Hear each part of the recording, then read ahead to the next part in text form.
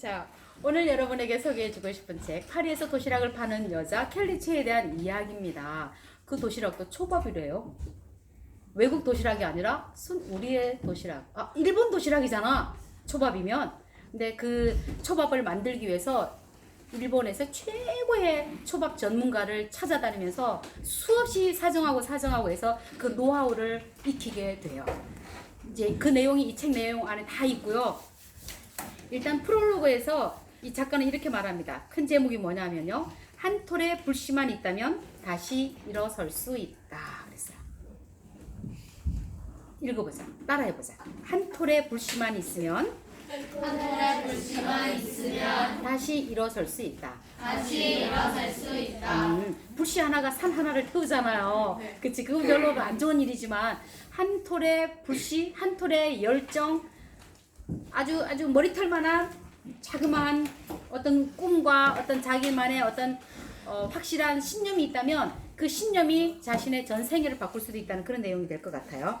지중해의 한없이 평화롭고 잔잔한 파도에 넘실대는 요트에 누워 하늘을 올려다본다. 밤하늘에 촘촘히 박힌 별들이 머리 위로 쏟아져 내린다. 남편의 꿈이었던 가족과 함께하는 1년간의 요트 세계 여행도 어느덧 막바지에 다다르고 있다. 1년 동안 요트를 타고 세계를 여행하고 있답니다. 와, 그것도 이제 막바지에 이르렀다네요. 이게 남편의 꿈이었는데 그 꿈이 실현되어졌나 봐요. 여행을 떠나기 전 몇 년간은 시간이 어떻게 흘렀는지도 모를 정도로 많은 일이 일어났다. 유명 마트와 협약하여 초밥 도시락을 판매하는 사업을 시작했고 7년 만에 유럽 10개국에 700여 개의 매장을 열었다. 며칠에 하나꼴로 새로운 매장이 계속 생겨난 셈이다. 6년째인 2016년에는 연매출 4천억 원을 올렸고 이 책을 쓰고 있는 2017년에는 5천억 원을 넘길 전망이다. 지금 2019년 2년이 흘렀잖아요. 그럼 뭐 거의 한 1천억, 5천억이 아니라 5천억 다음에 얼마? 6천억. 7천억, 8천억, 9천억 다음에는 얼마? 1조 아니야? 맞아요. 그치? 와, 1조 억 원을 넘어설 전망. 지금 뭐 그렇게 되지 않았을까 싶네요.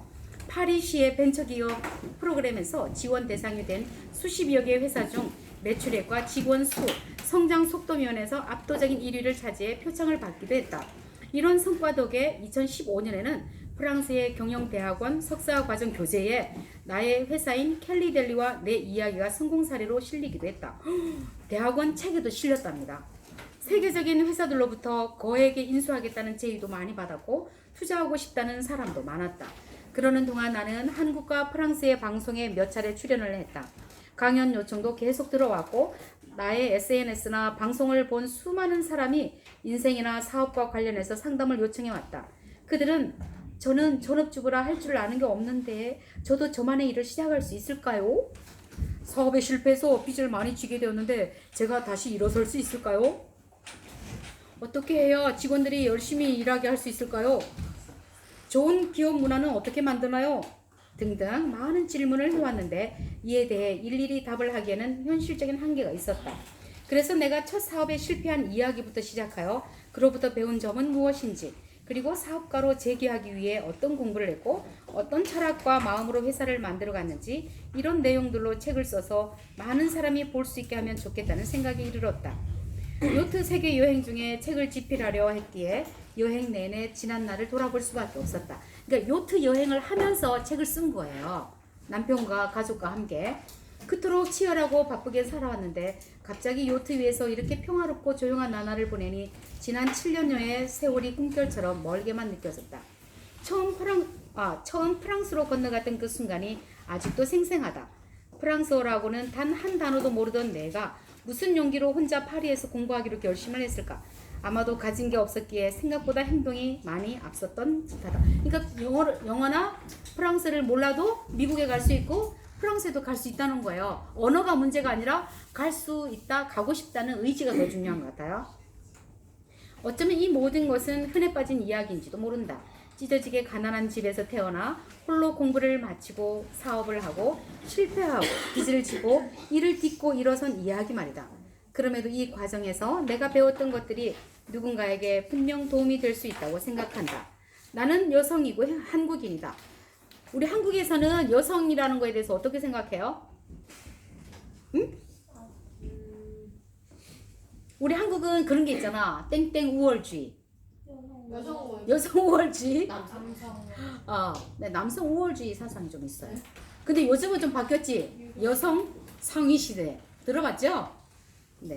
그리고 한국이 아닌 프랑스에서 사업을 시작해 한 개의 본사와 10개 지사를 가지고 있는 글로벌 기업의 회장이다. 사업을 시작할 때 내 나이는 40이 넘었고 사업에 대한 투자금을 받은 것도 아니었다. 그런데도 회사는 앞서 말한 것처럼 가파르게 성장해 왔다. 게다가 여성 사업가에 대한 또 다른 사회적 통념 역시 깨뜨렸다. 여성이 사업가로 성공하려면 가정은 포기해야 하고 하루 4시간만 자면서 주말도 포기하고 일해야 한다는 통념 말이다. 나는 꿈에도 그리던 이상형의 남자를 만나 결혼했고 목숨보다 소중한 딸을 낳아 누구보다도 행복한 가정을 꾸렸다. 삶의 1순위가 사업이 아닌 가족이기에 주말에는 무조건 가족과 함께하고 딸아이와 많은 시간을 함께 보낸다. 와, 나 이 부분이 되게 감동적이다. 자기 삶의 1순위가 뭐라고요? 가족이래. 그래서 일주일에 단 하루라도 가족과 함께하는 시간을 가졌다는 거예요. 온종일. 2016년 여름부터 2017년 여름까지 1년간은 안식년을 갖고 남편의 꿈대로 가족과의 요트 세계 여행을 떠났다. 어떤 사람은 창업한 지 약 7년밖에 되지 않은 해마다 수십 %씩 성장하는 회사를 두고 회장들이 1년이나 자리를 비우는 것은 미친 짓이라고까지 했다. 하지만 남편의 꿈을 이루고 아이가 더 크기 전에 잊지 못할 추억을 만드는 것 또한 인생에서 중요하다고 생각했기에 이 같은 결정이 가능했다.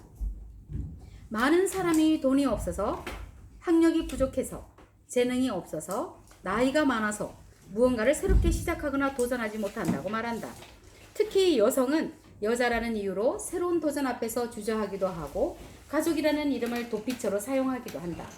책임져야 할 가족이 있으니 새로운 시도를 할 수 없다고 말이다. 한때 나 역시 나에게 없는 것에 더 집중하여 좌절에 빠지기도 했고 세상을 원망하기도 했다. 하지만 기적을 만드는데 천재적인 능력이 필요한 건 아니었다. 그럼 뭐가 필요했을까요? 기적을 만드는데, 성공하는데 뭐가 더 필요했을 것 같아요? 운. 운. 또 뭐가 필요했을까? 노력. 또 끈기.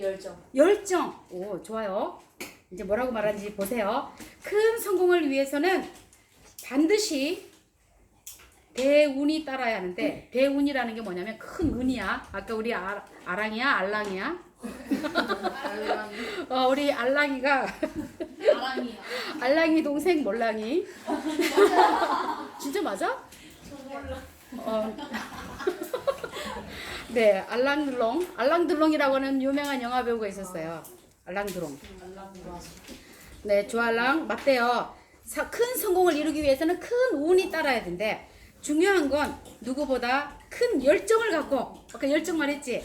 성공을 위해 철저히 준비하는 사람만이 그 운을 잡을 수 있다는 사실이다. 오, 뭐 해야 된다고 그랬어? 지금 말 다 했다? 여기서 무슨 말을 다 했을까? 처음에는 큰 운이 따라야 되고, 또는 또 뭐가 필요해요? 더워. 뭐가 필요해? 열정이 있어야 되고, 또 그 사업을 하기 위해서 뭐를 해야 된다고 그랬지? 땡땡을 철저히 해야 된다고 그랬어요. 철저히. 뭐를? 몰라.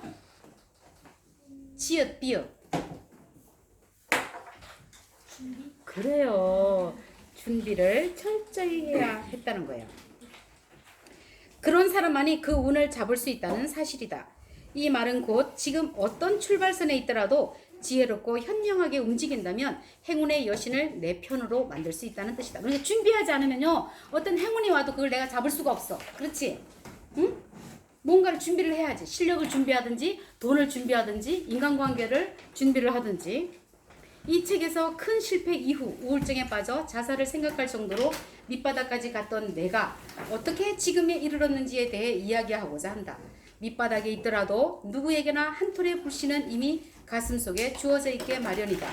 그 불씨는 생명의 불씨이며 살아있다는 사실만으로도 그 불씨 하나를 갖고 있는 셈이다.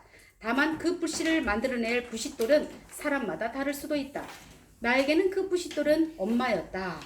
엄마를 떠올리자 가슴속에 한 톨의 불씨가 살아났고 그 소중한 작은 불이 꺼지지 않도록 살리고 살려서 큰 불로 만들어 나갈 수 있었다. 누군가에게는 부싯돌이 자기 자신이 될 수도 있고 배우자 혹은 자식이 될 수도 있다. 돈, 나이, 성별, 학력 때문에 무언가를 시도할 수 없다고 생각하는 많은 사람이 마음속에 남아있는 그 사람을 떠올리며 자신만의 불씨에 생명을 불어넣기를 바란다. 이 책을 통해 삶에서 부딪힐 큰 파도에 맞서기로 결심한 모든 독자들이 자신만의 불씨를 되살려 원하는 바를 이루기를 진심으로 기원한다 라고 이렇게 서문에 프롤로그에 이렇게 써놨습니다. 되게 궁금하지 않아요? 네, 이 분의 생애를 내가 다 읽어보고 나서 여러분에게 좀 더 자세하게 들려주도록 할게요. 그래서 오늘은 여러분이 내가 한눈에 보여요 라고 돼 있잖아요. 자, 나도 켈리차가 될 수 있어요. 여러분도 그렇죠?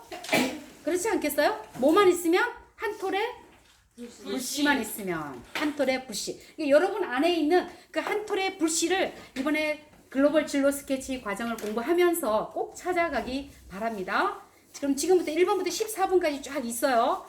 여기에서 아주 단답형으로 이 친구처럼 이렇게 써주는 거예요. 나의 꿈은 무엇?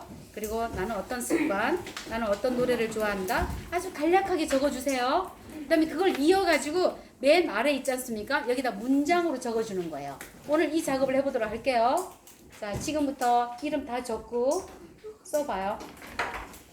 시간은 1번부터 14번까지 단답형으로 쓰는 시간은요. 선생님 5분을 줄게요. 빠른 속도로 떠오르는 대로 적어주세요. 알았지?